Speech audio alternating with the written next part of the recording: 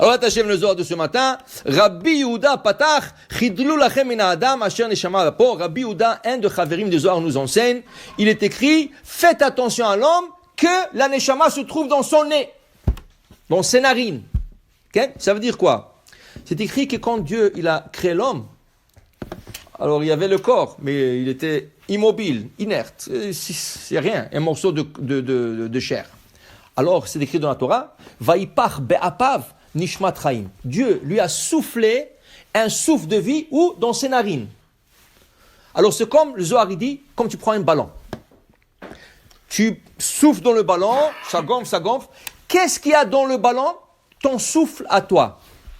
Quand Dieu a soufflé la vie dans Adam, qu'est-ce qu'il y a en Adam? Le souffle de Dieu. Qu'est-ce que c'est le souffle de Dieu? La neshama. Par où rentre la neshama dans un corps? Par le nez. Par le nez, les narines. Okay? Il y a une halakha très intéressante. On te dit que Shabbat, tu acceptes ce qu'on appelle la neshama yetera, la neshama supplémentaire.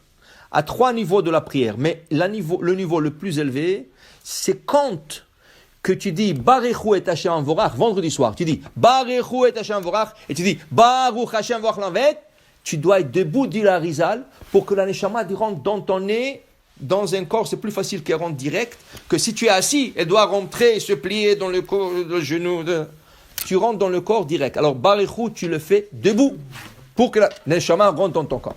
Dit Rabbi Yehuda, le prophète Isaïe, il nous dit, Chidlu lachem min ha'adam. Faites attention à cet homme, que la neshama est dans ses narines. De quoi il parle? Il dit ici, on parle de bnei nasha, de personnes qui sont mauvais. Fais attention de ne pas te coller à des gens qui sont mauvais, parce qu'ils peuvent t'abîmer ton âme à toi. Ton âme à toi, elle peut être affectée par les mauvaises actions des autres. Okay? Il dit ici, Hachem a donné une âme qui s'appelle neshama dans la personne, de kalil bitlat. Mais cette neshama est divisée en 3 morceaux.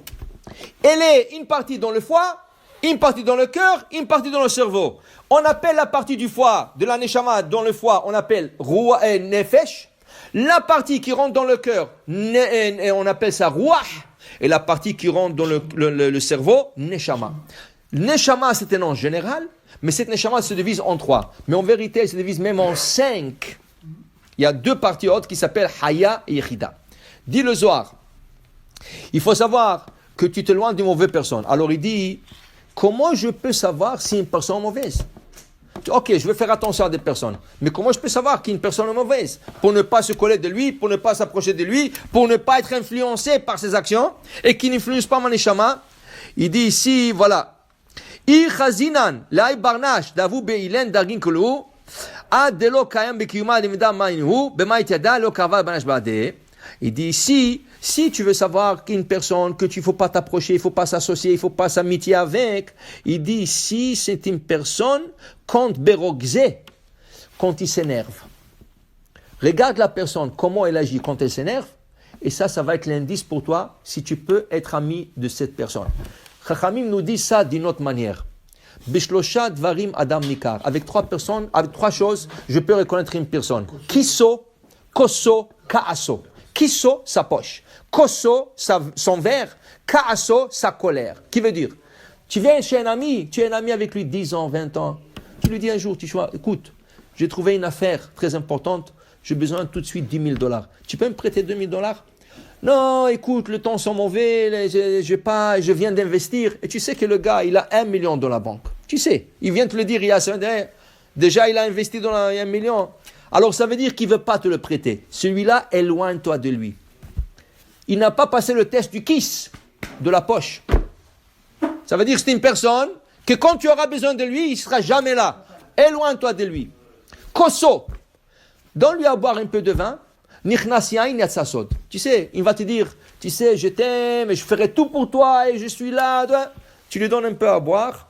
Et là, il perd un peu la tête. Et là, le vrai secret sort de la bouche. Ah, tu sais, toi, il va te dire, toi, jamais je t'aiderai. Jamais je t'aiderai. Et toi, tu es mauvais. Tu m'as fait un coup une fois. Ça veut dire que tu vois maintenant tout ce qu'il pense sur toi. Ça veut dire qu'il part d'une manière, mais il pense d'une autre. Le vin lui a fait sortir. Il n'a pas passé le test du verre.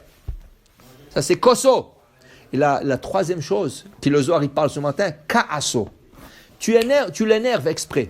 Tu lui dis quelque chose qui l'a énervé. Tu lui fais quelque chose qui énerve. Tu sais qu'il n'aime pas quelque chose, mais tu l'as fait rien que pour voir sa réaction. Et là, le gars, il perd la tête. Il te maudit, il te salit, Ok, c'est tout ce que je voulais savoir. Parce que quand quelqu'un perd la tête, il te dit exactement qu'est-ce qu'il pense de toi. Il peut être gentil. Tu sais, comme ça, être gentil, tout ça. Ah, comment ça va, etc. Dès qu'il a perdu la tête, il sort tout ce qu'il y a. Casso. Une personne comme ça, que je l'ai testé par la colère, je l'ai énervé exprès, je l'ai testé par la colère, voilà, il n'a pas passé le test. Éloigne-toi de lui. C'est exactement ce que dit le Rabbi Shimon Yochai. C'est la personne dont on ne veut pas que tu t'associes avec. Il peut être très gentil, mais il n'a pas passé le test du kaas. La colère, ça c'est une personne que tu t'éloignes.